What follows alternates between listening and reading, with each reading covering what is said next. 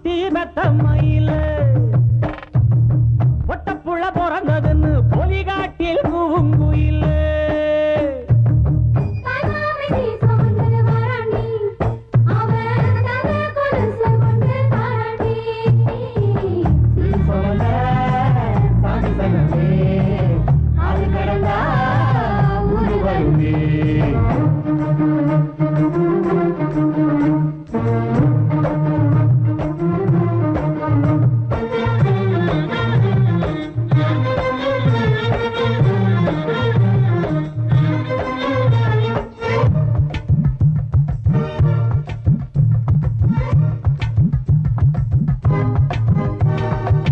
நாட்டுக்கோழி அடிச்சு